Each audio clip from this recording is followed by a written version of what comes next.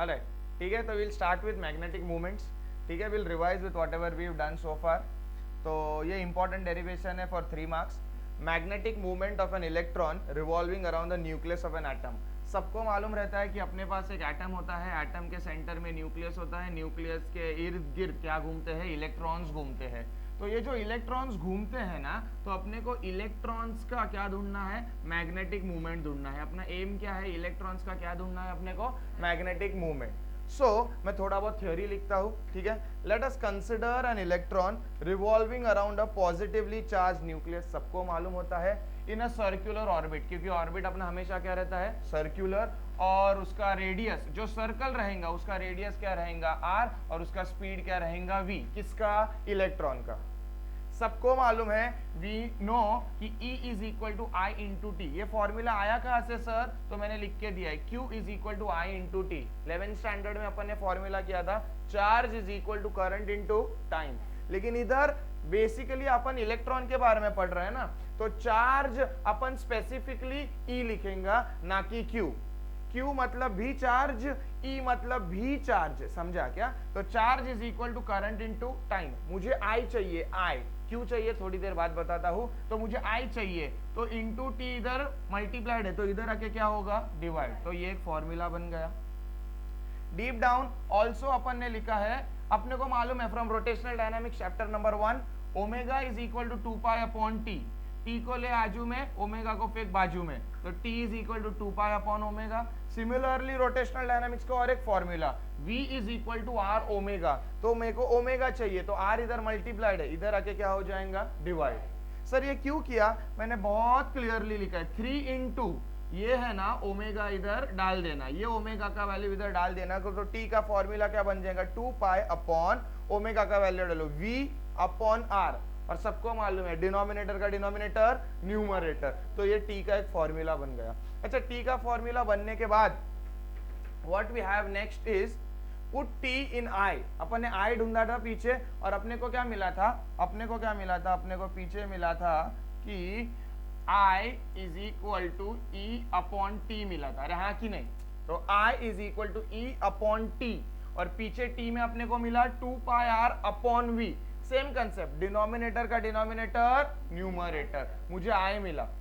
मैंने थोड़ी देर पहले क्वेश्चन किया था, मैं I क्यों ढूंढ रहा हूं, उसका रीजन है, डेरिवेशन का नाम क्या था, डेरिवेशन का नाम magnetic movement of electron. Alright, तो मुझे मैग्नेटिक मूवमेंट ढूंढना है, और मैग्नेटिक मूवमेंट का फॉर्मूला होता है m is equal to I into A, समझा क्या। और मुझे इधर I चाहिए था, इसके लिए मैंने उतना डेरिवेशन किया, और फाइनली मैंने क्या लाया, I लाया। तो अभी जो वैल्यू मुझे मिला है वो मैं उसके अंदर डालूंगा। तो देखो मुझे वैल्यू क्या मिला I का, EV अपॉन 2 पाई R, तो EV upon 2 pi R into ए।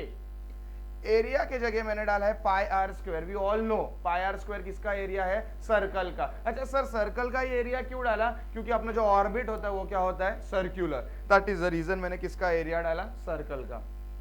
पाई पाई कट आर आर कर, जो बचता है उसको लिखो। तो m का क्या बचा, ई वी आर अपॉन 2। ठीक है, ये भी एक फॉर्मूला है magnetic movement of electron. But I don't stop here, I continue. मैं क्या बोलता हूं, सबको मालूम है again rotational dynamics, angular momentum क्या होता है, एंगुलर मोमेंटम सबको मालूम है, एंगुलर मोमेंटम होता है L is equal to M V R. अरे हाँ कि नहीं। तो मैं इधर क्या करता हूँ, थोड़ा सा एडिशनल करता हूँ, L is equal to M V R, लेकिन इधर स्पेसिफिकली लिखता हूँ E, लिखता हूँ E। मैंने मेंशन किया है ME मतलब क्या होता है, मास ऑफ इलेक्ट्रॉन। क्यों सर आप ऐसा कर रहे हो, क्योंकि मेरा डेरिवेशन सिर्फ और सिर्फ किस पे फोकस कर रहा है, इलेक्ट्रॉन पे। ऑलराइट, तो अभी मैंने क्या किया मालूम है क्या, m is equal to EVR upon 2 रखा। मैंने खुद के मन से मैंने क्या किया, divide and multiplied by ME। अभी पब्लिक अपना डेंजर है, क्या कर सकता है, कट कट। अरे कट कट करेगा तो वापिस वही मिलेगा, तो ऐसा स्टंट नहीं करना है अपने को, समझा क्या। मैंने ये क्यों किया है मालूम है क्या, क्योंकि ऊपर से मुझे दिख रहा है कि MVR को मैं क्या लिख सकता हूं, L। That is the reason MVR को मैंने बाजू में लिया और क्या लिखा, L। उसके अलावा क्या बचा है, E अपॉन 2ME। अब जो बचा है ना उसका भी बहुत अच्छा स्पेसिफिकेशन है, जो बचा है that is E upon 2ME, उसको मैं क्या बोलूंगा, गायरोमैग्नेटिक रेशियो। अरे क्या बोलूंगा, gyromagnetic ratio. There is a question, direct question, सीधा उन लोग बोलता है व्हाट इज गायरोमैग्नेटिक रेशियो या find the value of gyromagnetic ratio. तो मुझे उसके लिए मालूम होना चाहिए कि गायरोमैग्नेटिक रेशियो क्या है। E अपॉन 2me, मुझे E का वैल्यू मालूम है। E का वैल्यू क्या होता है 1.6 इंटू 10⁻⁻19 कूलम, और मास ऑफ इलेक्ट्रॉन का वैल्यू क्या होता है 9.1 into 10⁻31 kg। Am I very much clear? तो ये दो वैल्यूज डालने के बाद, कैलकुलेट करने के बाद तुम्हें एक फिक्स्ड वैल्यू मिलेगा जिसका आंसर रहेगा गायरोमैग्नेटिक रेशियो। अच्छा, moving forward, according to Bohr's second postulate, ये तुम लोग ने लास्ट ईयर केमिस्ट्री में पढ़ा था, इस साल फिजिक्स में पढ़ोगे, structure of atom and nuclei में बोर ने 3 पोस्टुलेट दिए थे। वो बहुत बड़ा स्टोरी था, मालूम है ना। सबसे पहला कौन आया था, थॉमसन आया था। थॉमसन ने अपने को क्या बोला था कि मेरे पास एक प्लम पुडिंग मॉडल है, वाटरमेलन जैसा मेरा एटम है, वाटरमेलन का लाल लाल वाला जो पार्ट होता है वो क्या है तुम्हारा एटम है, और जो ब्लैक सीड्स रहेंगे वो तुम्हारे इलेक्ट्रॉन्स है। समझा क्या? थॉमसन ने किसको डिस्कवर किया, इलेक्ट्रॉन को। अरे थॉमसन ने किसको डिस्कवर किया, इलेक्ट्रॉन को। उसके बाद कौन आया, रूदरफोर्ड आया। कौन आया, रूदरफोर्ड ने क्या किया, रूदरफोर्ड बोला कि नहीं भाई, रूदरफोर्ड ने gold foil scattering experiment perform किया। उसमें से उसको पता चला कि बहुत सारे रेस क्या हो रहे थे, पास हो रहे थे। अगर तुम लोग नॉर्मल बात करो ना, वाटरमेलन है, वाटरमेलन को आधा काटा है, मैंने ये वाटरमेलन रखा और मैंने इधर से रेस पास किया, तो क्या मेरी रेस पास होएगी, नहीं होएगी, क्योंकि वाटरमेलन गाढ़ा है। समझ में आ रहा है क्या? लेकिन जब रूदरफोर्ड भाई ने ये एक्सपेरिमेंट किया ना, तब सारे रेज आर पार जा रही थी। इसका मतलब रूदरफोर्ड ने क्या कंक्लूड किया कि मेरा एटम भरेला नहीं है, मेरा एटम खोखला है। क्या है, खोखला, मतलब खाली है। अरे खाली है, इसके लिए तो सारे रेस पास हो रहे थे ना। फिर अपन आज जो भी स्ट्रक्चर बना रहे हैं ना, गोल बनाते हैं, बीच में प्लस बनाते हैं, ये किसने दिया है, रूदरफोर्ड ने दिया है। उसके साथ साथ रूदरफोर्ड ने प्रोटॉन का डिस्कवरी किया। किसका डिस्कवरी किया, प्रोटॉन का डिस्कवरी किया। समझा क्या? Proton is present in the nucleus and nucleus is the head of the family, that is head of the atom. उसके बाद जाते जाते हैं ना, उसने न्यूट्रॉन का भी डिस्कवरी किया था, लेकिन उसको कुछ सवाल पूछे गए जिसका जवाब उसके पास नहीं था। इसके लिए चलते गाड़ी में कौन चढ़ गया, कैडविक, जेम्स कैडविक। उसने किसका डिस्कवरी किया, न्यूट्रॉन का डिस्कवरी किया। ये बहुत स्टोरी है, किसका, प्रोटॉन का, इलेक्ट्रॉन का, न्यूट्रॉन का, और बहुत आगे है। फिर मैक्सवेल भाई आता है। मैक्सवेल रूदरफोर्ड को सवाल पूछता है, बहुत सारा सवाल पूछता है जिसका जवाब रूदरफोर्ड के पास नहीं होता है। फिर रूदरफोर्ड का जो भी थ्योरी है वो स्क्रैप किया जाता है। फिर उनको बचाने के लिए शहंशाह नील बोर आता है, और नील बोर है ना कड़क एकदम 3 पोस्टुलेट्स देता है, 3 पोस्टुलेट्स। उसमें से सेकंड पोस्टुलेट ये है। बाकी के सारा जो मैंने अभी स्टोरी बताया हूं ना, तुम लोग चैप्टर नंबर 15 में वापस पढ़ोगे। समझा क्या? ओके, बोर का सेकंड पोस्टुलेट फिलहाल अभी मेरे पे भरोसा कर लेना कि बोर का सेकंड पोस्टुलेट क्या होता है, एल बोले तो एंगुलर मोमेंटम, पी बोले तो linear momentum. Angular momentum is equal to NH upon 2π। ये उसने बोला है तो मैंने सिर्फ फॉर्मूला लिख दिया। अरे L का मुझे एक वैल्यू मिल गया है ना, तो L का वैल्यू मैं इसमें डालूंगा, तो क्या हो जाएगा, E upon 2me into L, और L की जगह मैंने क्या डाल दिया, NH अपॉन 2π। थोड़ा इसको सॉल्व करो, ENH 2 इंटू 2 4πme। अभी अगर तुम लोग ध्यान से देखोगे तो मेरे पास 3 रेड बॉक्सेस है, ये वाला, ये वाला, ये वाला। तीनों में M है, और M मतलब क्या, तो M मतलब ऑर्बिटल मैग्नेटिक मूवमेंट, उसको ही क्या बोलते हैं, मैग्नेटिक डाइपोल मूवमेंट। ये दोनों का मतलब होता है M। समझ में आया क्या? तीनों फॉर्मूलेज है, सिर्फ इसमें क्या है मालूम है क्या, इलेक्ट्रॉन नहीं है, ये जनरल फॉर्मूला है। मैं थोड़ा इसको इलेक्ट्रॉन वाले में और इलेक्ट्रॉन वाले में लाया। समझ में आया मैं क्या बोल रहा हूँ? क्लियर है? Okay, next, I don't wait here. ये मुझे मिलने के बाद मैं क्या करता हूं मालूम है क्या, फर्स्ट ऑर्बिट, केमिस्ट्री में थोड़ा बहुत पढ़ा रहेगा, there are 4 shells, K shell, L shell, M shell, N shell. समझा क्या? K को नाम क्या डालता है, 1, L को 2, M को 3। तो मैं ऐसा अज्यूम करता हूं कि N क्या है, 1 है। फर्स्ट ऑर्बिट के लिए हमेशा N क्या रहेगा, 1 रहेगा। तो अगर पीछे का फॉर्मूला तुम लोग कंपेयर करोगे तो पीछे के फॉर्मूले में N 1 आया, तो बचा क्या, EH अपॉन 4πme। अब मैं जानबूझ के वो उधर स्टॉप नहीं हुआ और मैंने कंटिन्यू किया, क्योंकि ये जो मुझे नया फॉर्मूला मिला है ना, उसकी एक अलग पहचान है। ये जो भी तुम्हें फॉर्मूला मिला है ना, उसको मैं क्या बोलता हूँ, बोर मैग्नेटॉन। अरे क्या बोलता हूँ, बोर मैग्नेटॉन, और इसको शॉर्टकट में लिखते हैं BM। समझा क्या? ये बोर मैग्नेटॉन ये है क्या सर? तो इसको एज यूनिट्स लिखते हैं, किसका? मैग्नेटिक डाइपोल मूवमेंट का। सर नहीं समझा। लेंथ का यूनिट क्या होता है? मीटर। मास का यूनिट क्या होता है? केजी। टाइम का यूनिट क्या होता है? सेकेंड। वैसे ही मैग्नेटिक डाइपोल मूवमेंट का यूनिट क्या होता है? Bore magneton. समझ में आ गया क्या सर? वो मैग्नेटिक डाइपोल मूवमेंट का और भी यूनिट होता है, क्या होता है बताओ? AM²। अरे क्या होता है? AM², वो भी होता है। ओके और अगर तुम लोग देखो शिद्दत से वैल्यू डालोगे ना, E का वैल्यू लिख के दिया है, H का वैल्यू लिख के दिया है, 4 का वैल्यू तो सबको मालूम है, पाई का वैल्यू भी सबको मालूम है 3.14 और मास ऑफ इलेक्ट्रॉन का वैल्यू लिख के दिया है। अगर इन सारे वैल्यूज को तुम लोग इस पे डालोगे, कैलकुलेट करोगे तो भरोसा करना मुझ पे कि तुमको ये वैल्यू आएगा, दैट इज 9.274 इंटू 10⁻²⁴। मैं क्लियरली नीचे लिख के दिया है कि m का यूनिट AM² भी होता है और m का यूनिट क्या होता है? बोर मैग्नेटॉन भी होता है। जैसे फोर्स का यूनिट क्या होता है, कोई मुझे बता सकता है? न्यूटन एक यूनिट है और दूसरा यूनिट क्या है? kg/s²। अरे बराबर, kg/s²। उसको मैं प्यार से क्या बोलता हूं? न्यूटन। समझा गया? प्रेशर का यूनिट भी बहुत रहता है, pressure equal to force upon area. Force का यूनिट क्या है? न्यूटन पर मीटर स्क्वायर। उसको ही प्यार से मैं क्या बोलता हूं? पास्कल। वैसे ही मैग्नेटिक डाइपोल मूवमेंट का यूनिट क्या होता है? AM²। उसको ही मैं प्यार से क्या बोलता हूं? BM। बोले तो Bohr magneton. Am I very much clear? किसी को कुछ प्रॉब्लम? ठीक है, ये अपना मैग्नेटाइजेशन का स्टोरी है। मैग्नेटाइजेशन को पढ़ने से पहला अपन थोड़ा ये स्टोरी पढ़ेंगे। इसका मतलब क्या होता है मालूम है क्या? Unpaired electron. अनपेयर्ड इलेक्ट्रॉन मतलब सबको मालूम है कि अपने पास 4 शेल्स होते हैं, S P D F।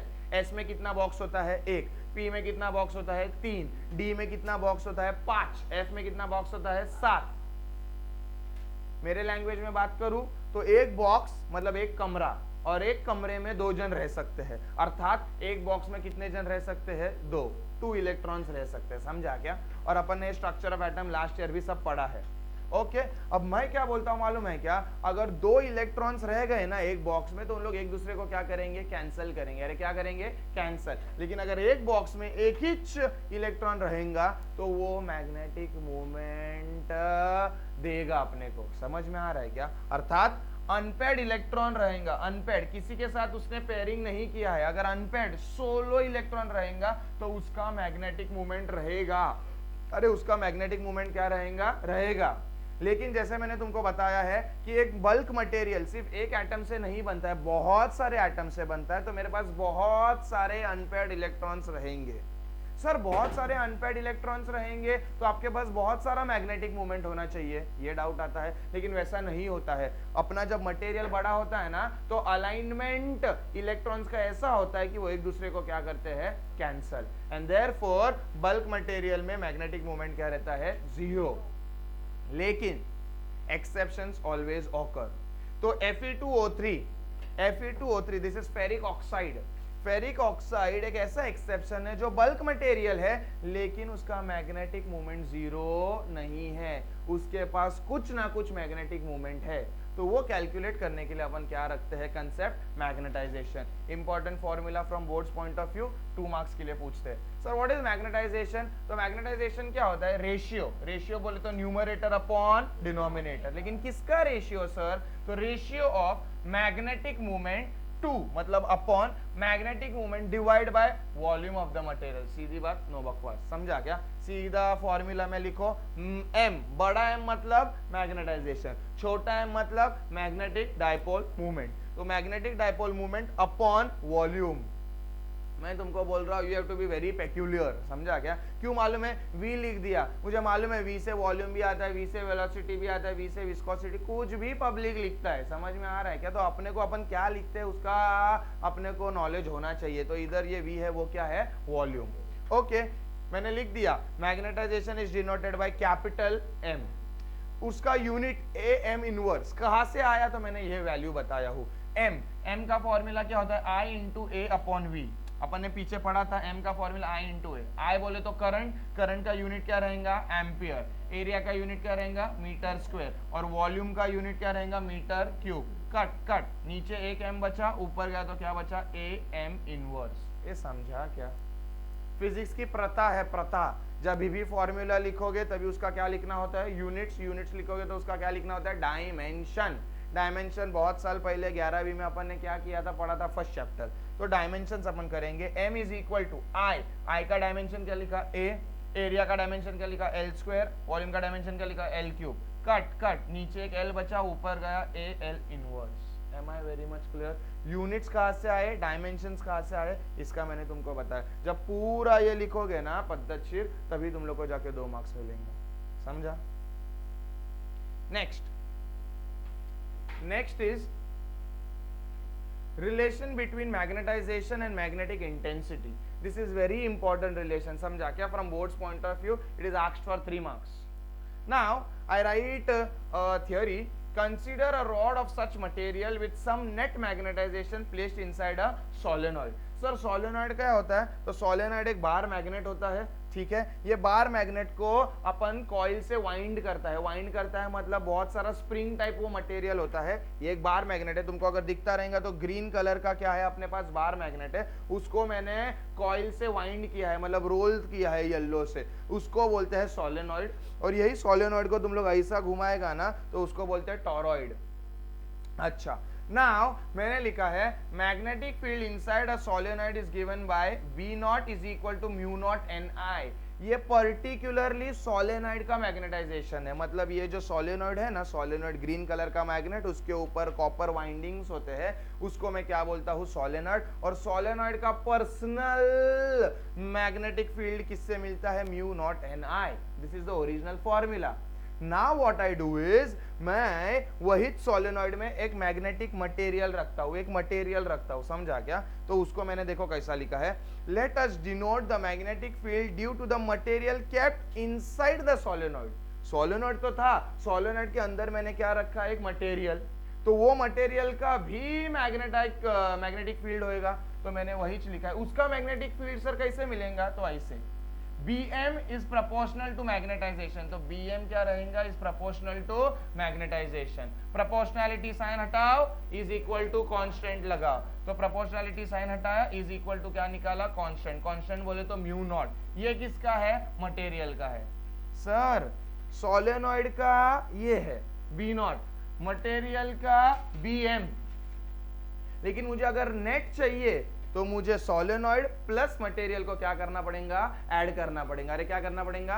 Add करना पड़ेगा। देयरफॉर मैं क्या लिखता हूं? Net magnetic field is equal to solenoid plus material. इसके लिए मैंने इक्वेशन 1 और इक्वेशन 2 रेडी करके रखा था, और मैंने क्लियरली अपने अंडरस्टैंडिंग के लिए लिखा भी है कि पहला वाला किसके लिए है? सोलेनॉइड का, और दूसरा वाला किसका है? मटेरियल का। मुझे अगर पूरा चाहिए तो सोलेनॉइड प्लस मटेरियल को मैं मर्ज करूंगा। तो B is equal to B not plus BM। B not का वैल्यू क्या दिया? B नॉट का वैल्यू म्यू नॉट NI। अरे B नॉट का वैल्यू क्या दिया है? Mu not NI plus Bm का वैल्यू क्या है मेरे पास? Mu not M। Okay, mu not common ले बाजू में, बचता क्या है? NI plus capital M। और इधर अपने पास और एक नया कंसेप्ट आता है कि जो NI है ना, NI उसको मैं डिनोट करता हूं H से, और H एक बहुत बड़ा पैरामीटर है जिसका नाम है मैग्नेटिक इंटेंसिटी। अरे उसका नाम क्या है? Magnetic intensity. समझा गया? फिर मैं क्या करता हूं? वापिस ब्रैकेट में म्यू नॉट को मल्टीप्लाई करता हूं। तो B is equal to mu not NI plus mu not M। ठीक है, मैं क्या करता हूं? ये प्लस म्यू नॉट M है ना, NI के जगह में किसको लिखता हूं? H को लिखता हूं। क्यों? क्योंकि अभी मेरे को ताजा मालूम पड़ गया कि H is equal to NI। Okay, ये प्लस म्यू नॉट M है, इधर गया तो क्या बन गया? माइनस। अभी मैंने मैग्नेटिक इंटेंसिटी पढ़ा ना, तो मैग्नेटिक इंटेंसिटी मुझे चाहिए, तो H को रख आजू में, बाकी सबको फेंक बाजू में। तो म्यू नॉट इधर मल्टीप्लाई है, इधर आके क्या होगा? डिवाइड, और फिर म्यू नॉट कट, जो बचता है वो आंसर किसका है मेरा? Magnetic intensity. समझा? क्लियर है? किसी को कुछ प्रॉब्लम? नेक्स्ट, अभी अपन के पास 2 मेजर टर्म्स है। एक है magnetization denoted by capital M, एक है magnetic intensity denoted by capital H। तो उन दोनों के बीच का रिलेशन है डायरेक्टली प्रोपोर्शनल। मैं सीधा लिखता हूं, magnetization is proportional to magnetic intensity. Magnetization is directly proportional to magnetic intensity. Proportionality sign हटाओ, इज इक्वल टू कांस्टेंट लगाओ। कांस्टेंट को क्या बोलते हैं? काय। समझा गया? Okay, moving forward, m is equal to chi into H मिला, उसको ही अपन इसमें डालेगा। ये फॉर्मूला पीछे से आया। अच्छा, वो काय को बोलते क्या है सर? तो काय को क्या बोलते हैं? Magnetic susceptibility. अरे क्या बोलते हैं? Magnetic susceptibility. तो B is equal to mu not H plus M था, और M के जगह मैंने क्या डाला? काय इंटू H। क्यों डाला सर? क्योंकि H और H क्या है? कॉमन। चल बाजू में बचा क्या? 1 plus susceptibility. I know 1 plus susceptibility can be written as mu into R. तो ये ब्रैकेट को हटाता हूं, ये ब्रैकेट को हटाता हूं, और उसके जगह क्या लिख देता हूं? इसको लिखता हूं। समझ में आ रहा है? फिर मुझे मालूम है mu not into mu R को क्या लिखते हैं? म्यू। तो ये दोनों को हटाता हूं और मैं क्या लिखता हूं? B is equal to mu not into H. समझ में आ गया? क्लियर है? कुछ problem? Okay, domain theory.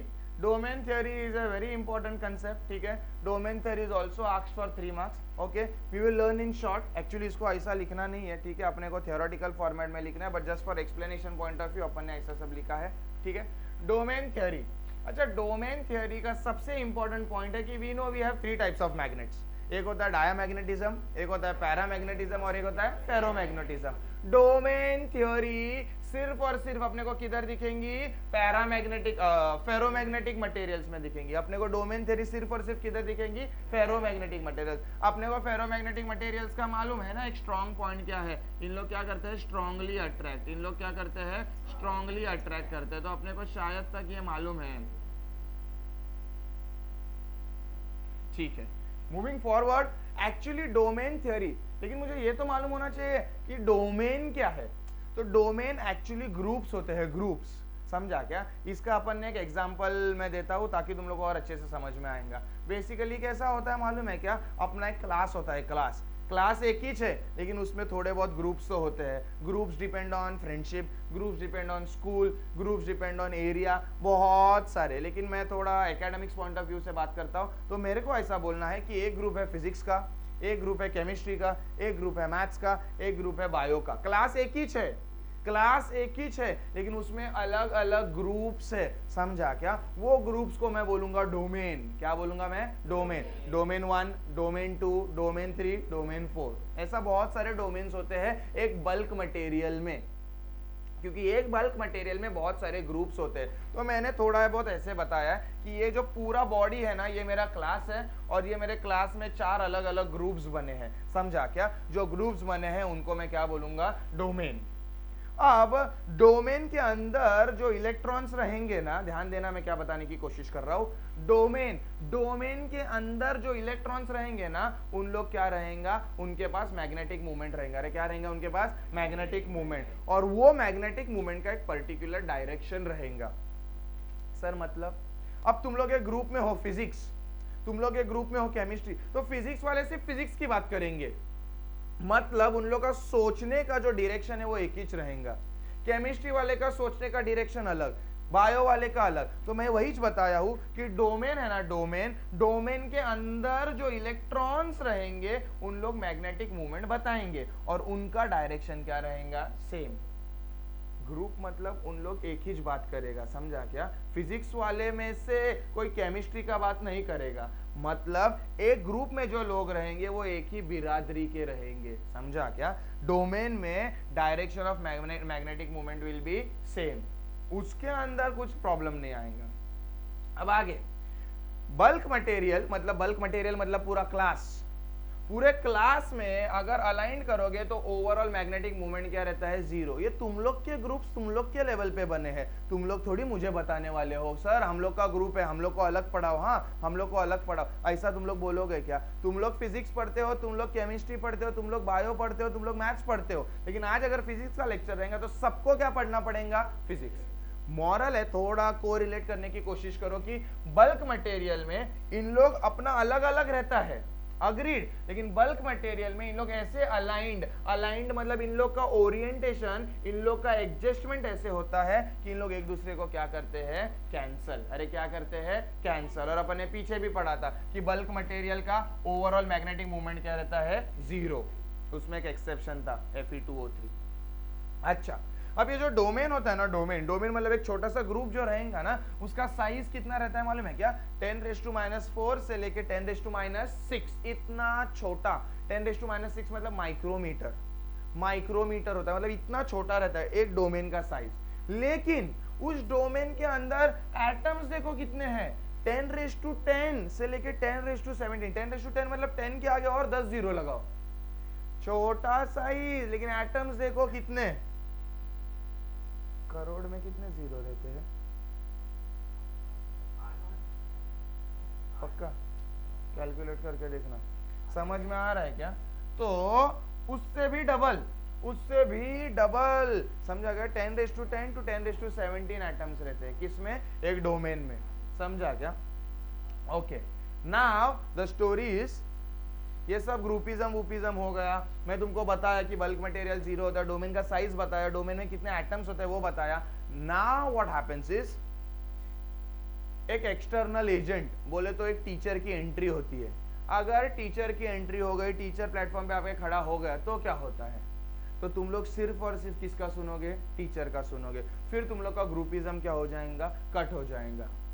Similarly जब एक एक्सटर्नल एजेंट आता है तो एक्सटर्नल एजेंट अलाइन करता है किसको, तुम लोग को, बोले तो सारे डोमेन्स को। किसमें, जो मैं बोलूंगा उसमें। मैं बोल दिया लेफ्ट टू राइट जाने का, तो तुम लोग कितना भी तुम लोग का ग्रुप हो, तुम लोग का डोमेन का साइज अलग हो, सॉरी डोमेन का डायरेक्शन अलग हो, फिर भी तुम उसी डायरेक्शन में काम करोगे जिस डायरेक्शन में कौन बोलेगा, एक्सटर्नल एजेंट। बोले तो मैं, तो मैंने वही लिखा है, एक्सटर्नल एजेंट के वजह से बाकी डोमेन्स अलाइन करते हैं खुद को किसके डायरेक्शन में, तो एक्सटर्नल एजेंट के डायरेक्शन में। तो मैंने लिखा है they follow the direction of external agent. External agent इतना तगड़ा रहता है, इतना पावरफुल रहता है। एक्सटर्नल एजेंट बोलता है मैं magnetic field left to right लेके जाऊंगा, तो सारे डोमेन्स भी बोलते हैं जी हाँ, हम लोग भी किधर जाएंगे, लेफ्ट टू राइट। फिर क्या होता है मालूम है क्या, ये देखो सारे किधर गए, लेफ्ट टू राइट। लेकिन ये कब होता है मालूम है क्या, अपन है ना, अपन क्या करते हैं, हाई वोल्टेज अप्लाई करते हैं। अरे क्या अप्लाई करते हैं, हाई वोल्टेज। हाई वोल्टेज मतलब मैं इतना कड़क तुमको नॉलेज देता हूं ना कि तुम्हारे जो वॉल्स थे, तुम्हारे जो डोमेन वॉल्स, तुम्हारे जो ग्रुप्स थे ना, वो सारे वॉल्स क्या होते हैं, टूटते हैं, और सारे एटम्स, सॉरी सारे इलेक्ट्रॉन्स क्या हो जाते हैं, एक साथ आते हैं। ये वॉल्स है, ये जो लाल कलर के है ना, ये वॉल्स है। अगर मैं अप्लाई किया ना हाई वोल्टेज, तो ये लाल वॉल्स टूट जाते हैं और ये सब एक साथ आ जाते हैं, और सब एक साथ आने के बाद उन लोग एक ही डायरेक्शन में, ये देखो ये एक्सटर्नल एजेंट है, ये एक्सटर्नल एजेंट है, एक्सटर्नल एजेंट का डायरेक्शन है लेफ्ट टू राइट, तो सारे इलेक्ट्रॉन्स भी कौन से डायरेक्शन में जाएंगे, लेफ्ट टू राइट। अब प्रॉब्लम क्या है मालूम है क्या, ये एडवांटेज है। मैं था तब तक तुम लोग ने मेरा सुना, मैं जाने के बाद तुम लोग क्या करते हो, दैट इज इंपॉर्टेंट। तो फेरोमैग्नेटिक मटेरियल्स है ना, एक्सटर्नल एजेंट जाने के बाद, अर्थात एक्सटर्नल एजेंट की पावर निकालने के बाद, उन लोग वैसे के वैसे ही रहते हैं, उन लोग वापस अपने ग्रुप्स फॉर्म नहीं करते हैं, समझा क्या। इसके लिए ferromagnetic can be converted into permanent magnet. समझ में आ गया, क्लियर है, कुछ प्रॉब्लम, अच्छा तो ये भी है।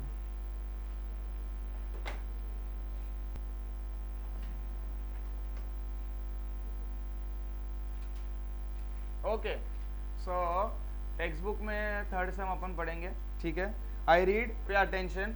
फिर पहला अपन क्या लिखेंगे, डेटा लिखेंगे। पहला क्या लिखेंगे, डेटा लिखेंगे। Okay, I read the sum, pay attention. When a plate of magnetic material of size 10 centimetre into 0.5 into 0.2, और ब्रैकेट में दिया है लेंथ, ब्रेथ एंड थिकनेस, तो मैं क्या लिखूंगा, लेंथ, मैं लेंथ लिखूंगा। लेंथ कितना मुझे दिया है, 10 सेंटीमीटर। अरे कितना दिया है, 10 सेंटीमीटर। ब्रेथ कितना दिया है, 0.5 centimetre. Okay, and thickness, length breadth height लिखता हो, हाइट कितना दिया है, 0.2 सेंटीमीटर, 0.2 सेंटीमीटर। किसी को कुछ प्रॉब्लम, पक्का क्लियर है। आगे is located in magnetizing field of 0.5 into 10 raised to 4, 0.5 into 10 raised to 4 am inverse. Sir magnetizing field मतलब क्या? ये तो वर्ड अपन ने पहला कभी पढ़ा ही नहीं है. मैग्नेटाइजिंग फील्ड मतलब क्या? ये वर्ड अपन ने पढ़ा नहीं है. तो उसके यूनिट्स देखो, यूनिट से भी कभी कभी क्वांटिटीज पहचान नहीं जाती है. तो ए एम इनवर्स ये यूनिट 2 जन का है पूरे चैप्टर में. Very good. एक होता है मैग्नेटाइजेशन और एक होता है मैग्नेटिक इंटेंसिटी. एक होता है मैग्नेटिक इंटेंसिटी. मैं बहुत इंपॉर्टेंट चीज तुमको बता रहा हूं, ये ध्यान देना. समझ में आ रहा है क्या? ये तुम्हारे लिए है, ये मैं तुम्हारे लिए लिख रहा हूं. क्या कि magnetic intensity, magnetic intensity is equal to magnetization field.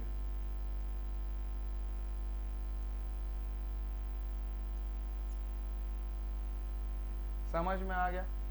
Magnetic intensity and magnetization field will be one and the same.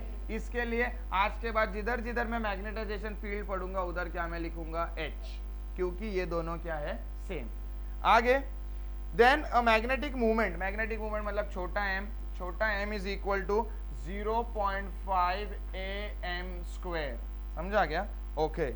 Find out magnetic induction, find out magnetic induction. तो टू फाइंड मुझे क्या ढूंढना है? Magnetic induction. बोले तो क्या ढूंढना है? बी ढूंढना है. अरे क्या ढूंढना है? B. Okay. Now I write the formula. अच्छा, मैं क्या बोलता हूँ, मुझे बी ढूंढना है. बी, तो मेरे पास बी का ऐसा कौन सा फॉर्मूला है? बी का ऐसा कोई फॉर्मूला है क्या जिधर मेरे को ये सब बाकी का एच वगैरह मिलेगा? तो मेरे पास एक फॉर्मूला है बी का. बी का फॉर्मूला है B is equal to mu not H plus M. अरे किसी को कुछ problem? B is equal to mu not H plus M. मेरे को बी चाहिए, म्यू नॉट मेरे पास नहीं है, लेकिन सबको मालूम होना चाहिए, सबको मालूम होना चाहिए कि म्यू नॉट है ना एक कांस्टेंट है, और म्यू नॉट का वैल्यू होता है, म्यू नॉट का वैल्यू होता है 4 पाई into 10 raise to -7. Everyone make sure you all remember this value.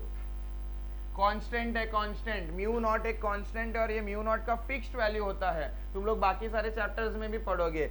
Mu naught का वैल्यू होता है 4 पाई इंटू 10 रेज टू -7. तो मेरे पास म्यू नॉट है, मेरे पास एच है, मेरे पास और कौन नहीं है? एम. अरे कौन नहीं है? एम. तो एम मतलब मैग्नेटाइजेशन. तो मैं लिखूंगा, मुझे और भी क्या? अच्छा, ये फॉर्मूला. अच्छा, तो एम का फॉर्मूला क्या है? मुझे कोई बता सकता है क्या? तो एम का फॉर्मूला है M net, that is magnetic dipole movement upon volume. Am I very much clear till here? Okay.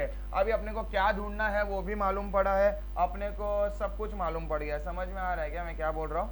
Okay. So now we will solve the sum. ठीक है, अपन क्या करेंगे? सोल्यूशन करेंगे. सोल्यूशन मैं क्या बोल रहा हूँ, सारे यूनिट्स ना एसआई में है. देखना एम एम, लेकिन ये सारे सेंटीमीटर में है. तो पहला मैं इसको क्या बदलूंगा? एसआई में बदलूंगा. और मैं क्या बोलता हूँ, मुझे लेंथ ब्रेथ हाइट किधर भी दिख नहीं रहा है, लेकिन हाँ मुझे एक चीज दिख रहा है. बोले तो वॉल्यूम. क्या दिख रहा है? वॉल्यूम. सबको मालूम है मैग्नेट थोड़ा क्यूबॉइड वाला रहेगा, और क्यूबॉइड का या इसका फॉर्मूला क्या होता है? वॉल्यूम का length into breadth into height. तो मैं सीधा क्या लिखता हूँ? Volume is equal to length into breadth into height. Therefore volume is equal to length कितना है? 10 सेंटीमीटर. सेंटीमीटर टू मीटर में जाना है तो मुझे क्या करना पड़ेगा? Into 10 raise to -2. किसी को कुछ प्रॉब्लम? ये लेंथ कन्वर्ट हुआ मीटर में. ब्रेथ को भी चेंज करो, 0.5 into 10 raise to -2 into height को भी चेंज करो, 0.2 into 10 raise to -2. Therefore volume कितना होएगा? वॉल्यूम कितना होगा? कोई मुझे बता सकता है? 10 इंटू 5, 10 इंटू 5 कितना हुआ? 5 हो गया. 10 इंटू 0.5 मतलब 5 हो गया. अरे हाँ कि नहीं? एंड 5 इंटू 0.2 10 हो गया. पक्का? पैसा 0.1 हो गया ना? अरे हाँ कि नहीं? 10 इंटू 0.5 कितना हो गया? 5. और ये करो 0.2 इंटू 5, 5 2 जा 10, और ये क्या आएगा? 1. क्या हो जाएगा 1, आंसर क्या आएगा 1। ठीक है, क्लियर है, कुछ प्रॉब्लम?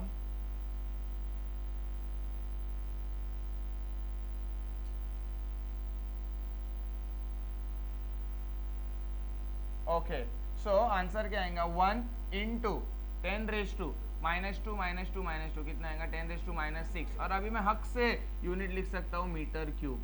समझ में आ गया? यूनिट क्या लिख दिया मैंने, मीटर क्यूब। ये मुझे क्या मिला, वॉल्यूम। लेकिन मुझे वॉल्यूम चाहिए था क्या, नहीं, मुझे क्या चाहिए, मैग्नेटाइजेशन। मेरे पास एम नेट है, तो चलो मैं फॉर्मूला बताऊँ। Therefore capital M is equal to छोटा M net upon volume.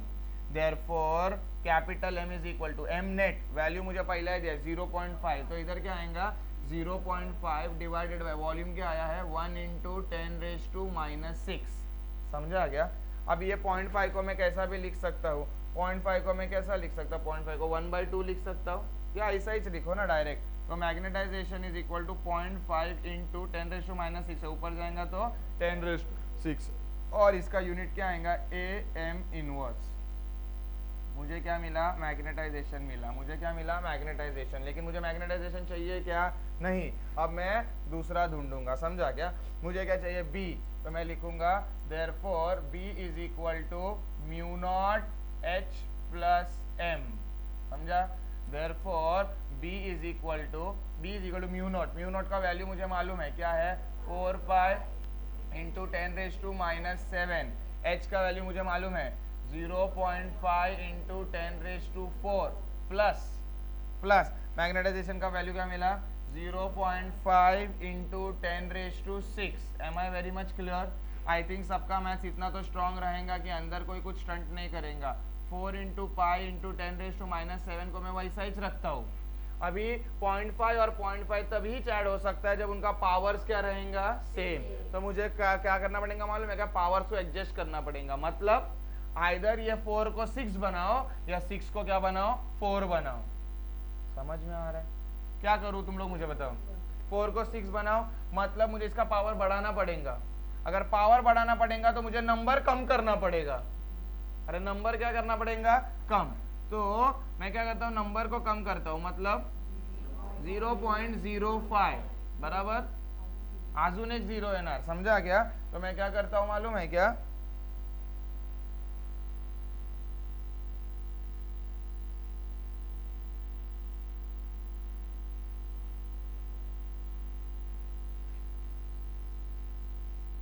(0.005 into 10⁻⁶ बराबर, मतलब अगर इसको 2 से बढ़ाया तो 2 से क्या किया, इसको 2 से बढ़ाया तो 2 से क्या किया, कम, बराबर। और इधर क्या आएगा 0.5 इंटू 10⁻⁶।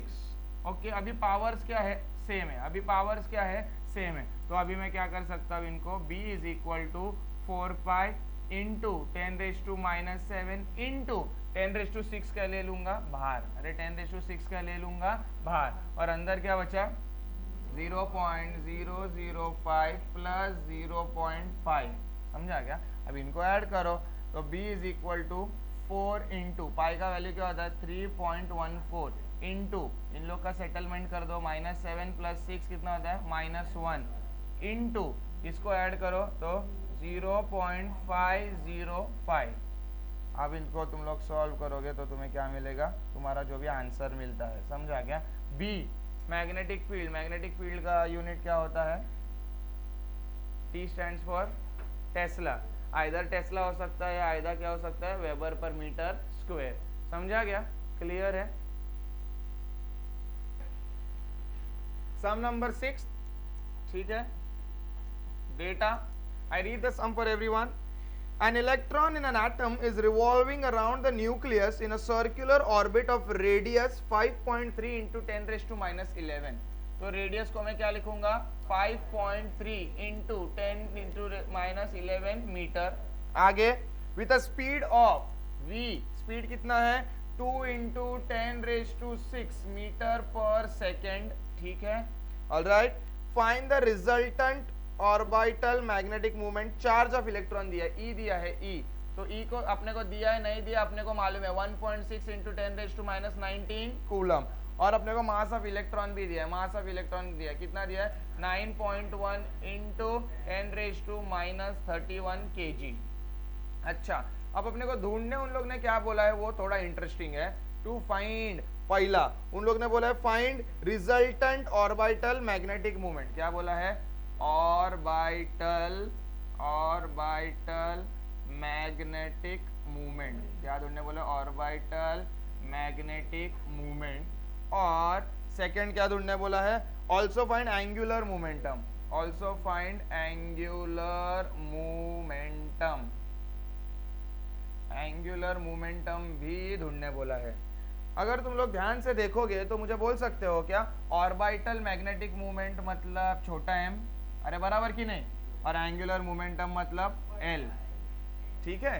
अब अगर मैं ये लिखता हूं, ये दोनों फॉर्मूलाज मुझे मेरे पहले डेरिवेशन के पास लेके जाते हैं, मुझे मेरे पहले डेरिवेशन के पास लेके जाते हैं जिधर मैंने रेड बॉक्सेस में सब m लिखा था, उधर के हिसाब से मेरे पास डेटा देखो ना, डेटा, और मुझे क्या चाहिए? Orbital magnetic movement. तो मैं फॉर्मूला लिखूंगा m is equal to EVR upon 2, अपना सेकेंड फॉर्मूला m का।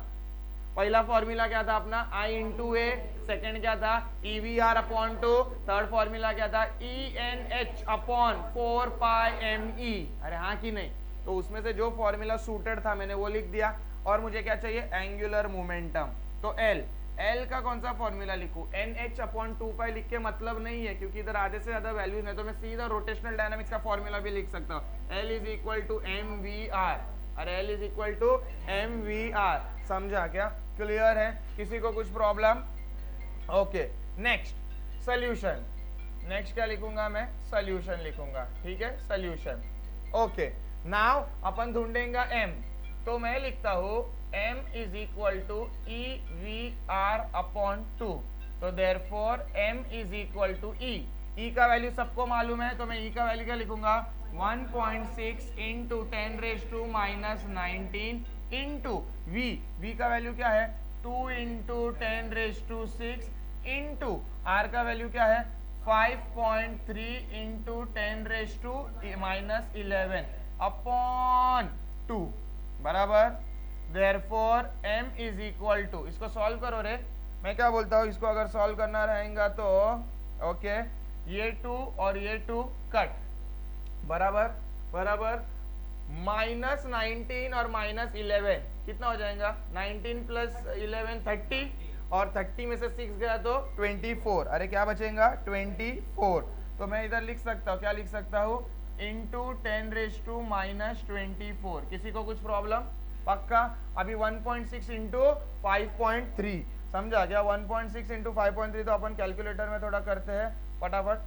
1.6 इंटू 5.3 कितना आया रे आंसर? 8.48। तो मैं क्या लिखूंगा? 8, एक मिनट, माय बैड, ओके, 8.48, और इसका यूनिट क्या आएगा? AM², क्योंकि मैग्नेटिक मोमेंट है। अपने को एक आंसर मिल गया। ओके, सेकंड क्या है? Angular momentum. Therefore angular momentum L is equal to MVR। Therefore L is equal to m का वैल्यू मुझे मालूम है 9.1 इंटू 10⁻⁻31 इंटू V का वैल्यू क्या है? 2 इंटू 10⁻⁶ इंटू R का वैल्यू 5.3 इंटू 10⁻⁻11। समझा क्या? Therefore L is equal to -31 -11 कितना होता है? 31, 41, 42, 42 में से 6 गया, कितना हुआ? 36। तो इधर क्या आएगा? इंटू 10⁻⁻36। ओके, वापिस अपन कैलकुलेटर का मदद लेंगे, ठीक है, ओके, कैलकुलेटर का मदद लेंगे। हाँ, ओके, क्या है?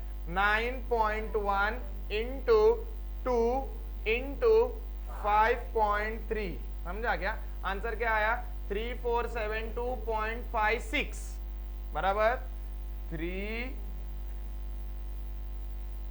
क्या लिख सकता हूं मैं? Okay, I do it again. 9.1 into 2 into 5.3, answer क्या आया 96.46। तो रीजन क्या लिखो 96.46, समझा क्या? We can leave it here और वी कैन एडजस्ट, उतना तो चलता है। समझ में आ रहा है क्या? अगर लिखना है तो अपन ये कर सकता है, L इज इक्वल टू 1 से कम करो 9.65 लिख दो, 1 से कम क्या तो 1 से इधर बढ़ाऊंगा, मतलब ये हो जाएगा -35। ठीक है, क्लियर है? ओके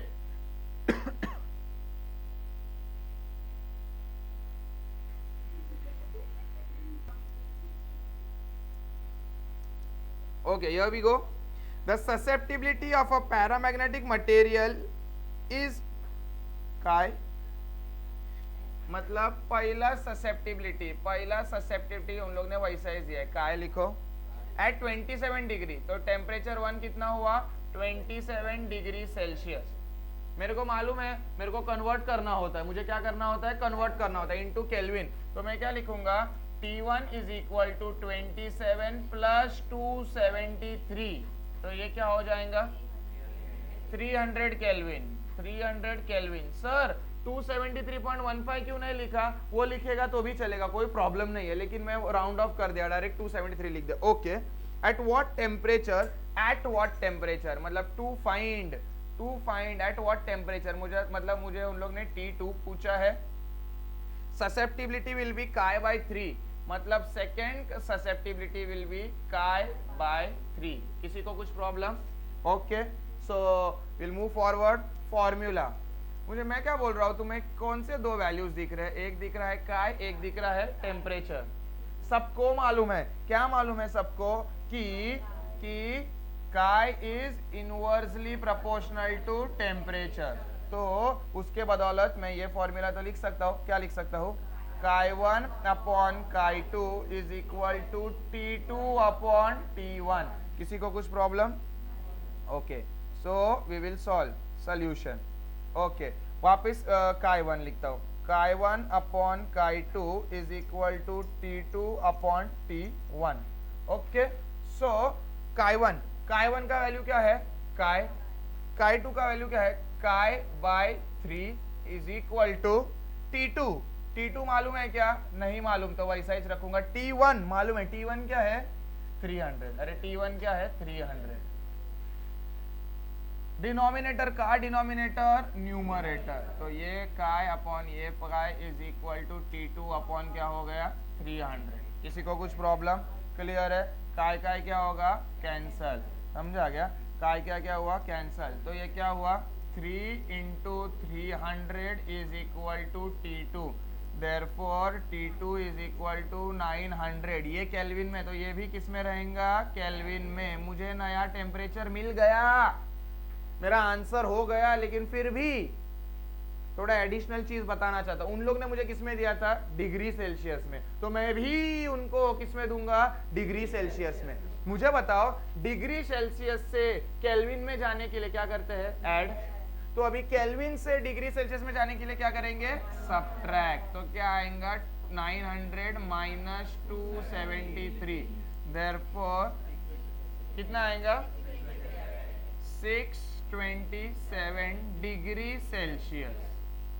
समझा? क्लियर है? अभी डाउट क्या आता है, अभी डाउट क्या आएगा, this is very much important and this is what I wanted to teach you all. समझा क्या?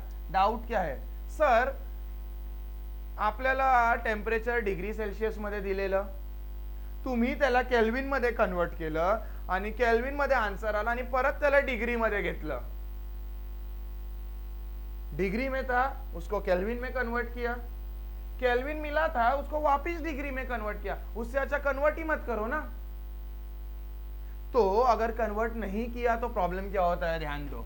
वापस फॉर्मूला लिखता हूं, काय1 अपॉन काय2 is equal to T2 upon T1। काय कितना है ये और ये कितना है काय by 3 is equal to T2 ढूंढना है, और मैं T1 को नॉर्मली रखता हूँ 27। I don't convert. इधर क्या हो जाएगा काय कट, ये 3 किधर जाएगा ऊपर जाएगा, तो 3 is equal to T2 upon क्या बचेगा 27। 3 into 27 is equal to T2, समझा क्या? Therefore T2 will be equal to कितना आएगा, 3 7 जा 81 आएगा, 81 डिग्री सेल्सियस। उसका और अपना तो किधर भी मैच नहीं हो रहा है, समझ में आ रहा है क्या? तो इसके लिए बोलता है वो परंपरा है कि अपने को डिग्री सेल्सियस को हमेशा किस में कन्वर्ट करना है, केल्विन में, और वापस केल्विन को किस में कन्वर्ट करना है, डिग्री सेल्सियस। डायरेक्ट कांटेक्ट मत लगाओ, क्लियर है, समझा? Okay. Sum number 8 everyone. Sum says a magnetic needle placed in uniform magnetic field has magnetic moment of, मतलब मैग्नेटिक मूवमेंट मतलब छोटा m, तो मैं लिखता हूँ डेटा, डेटा में छोटा m का वैल्यू क्या है, 2 इंटू 10⁻⁻², और क्या आएगा am²। किसी को कुछ problem?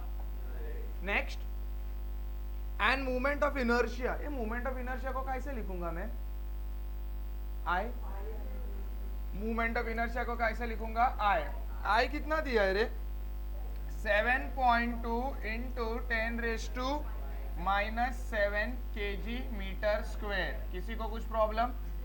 Okay. Next, it performs 10 complete oscillation in 6 seconds. क्या दिया है, 10 कंप्लीट ऑसिलेशन, 10 कंप्लीट ऑसिलेशंस इन 6 सेकेंड्स, ठीक है, ये दिया है। इसको कैसा कन्वर्ट करेंगे वो अपन देखेंगे। What is the magnitude of the magnetic field, magnitude पूछा है, मैग्नीट्यूड मतलब क्या है, मैग्नेटिक फील्ड, मैग्नेटिक फील्ड को कैसे रिप्रेजेंट करते हैं, बी, तो मुझे क्या ढूंढना है, बी। एक ही फॉर्मूला है, एक ही फॉर्मूला है जो अपने को इसके बारे में बता सकता है, एक ही फॉर्मूला है, मैग्नेटिक फील्ड आता है, आई आता है। मैंने तुमको जब भी चैप्टर स्टार्ट किया था तब तुम्हें 2 फॉर्मूलाज दिए थे, उसमें से दूसरा फॉर्मूला है, दूसरा फॉर्मूला देख के थोड़ा मुझे बताओ, दूसरा फॉर्मूला है ये, दूसरा, T इज इक्वल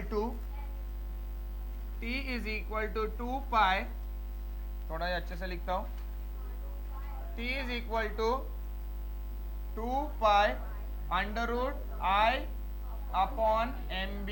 अरे बराबर, क्लियर है, किसी को कुछ प्रॉब्लम?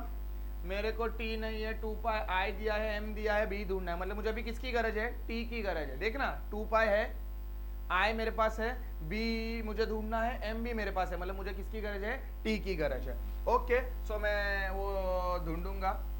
अच्छा, ढूंढने से पहले थोड़ा कॉम्प्लिकेशन है, तो वो कॉम्प्लिकेशन को पहला मैं सॉल्व करता हूँ।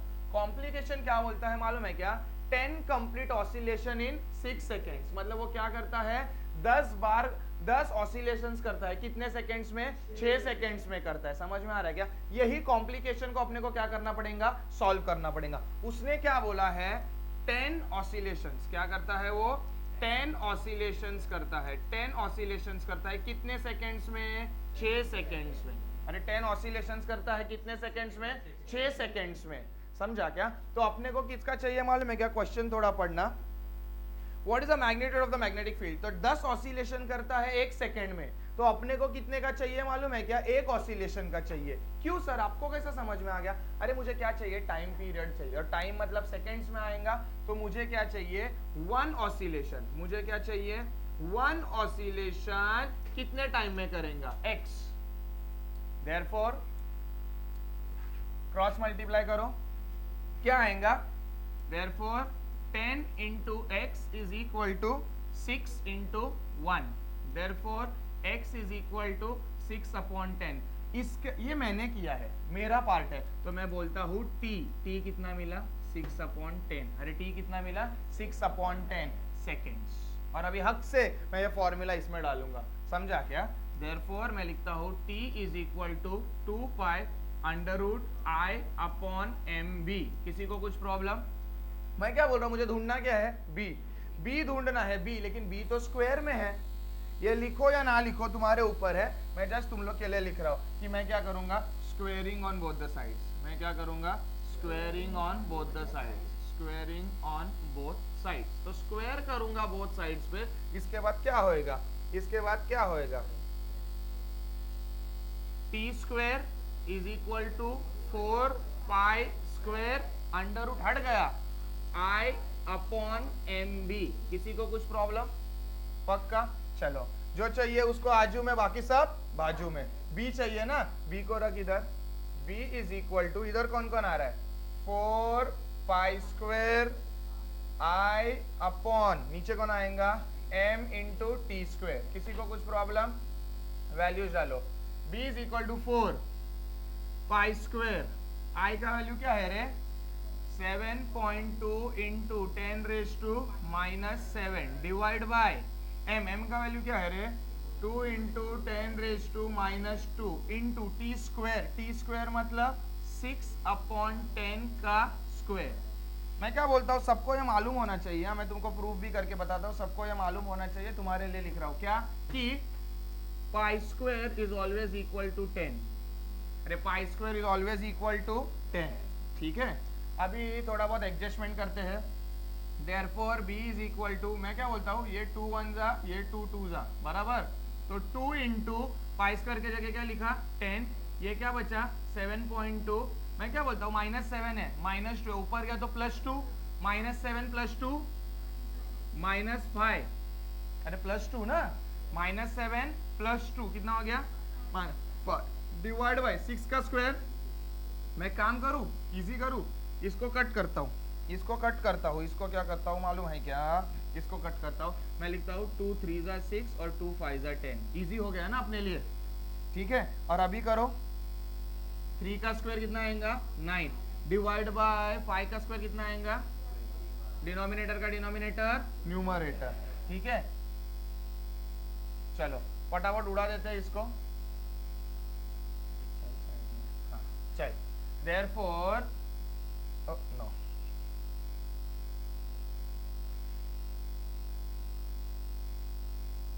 Therefore,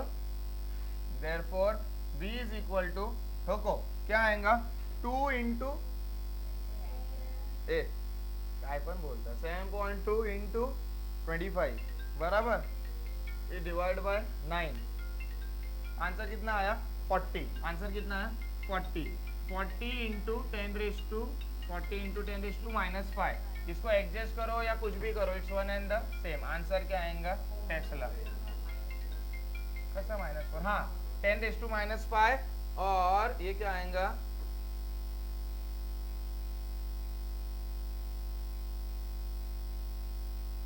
ओके ठीक है, ये क्या आएगा 10 रेज टू -4। अभी इसको एडजस्ट करना है, एडजस्ट कर सकते हो, वरना वैसा ही रख सकते हो, ठीक है, क्लियर है।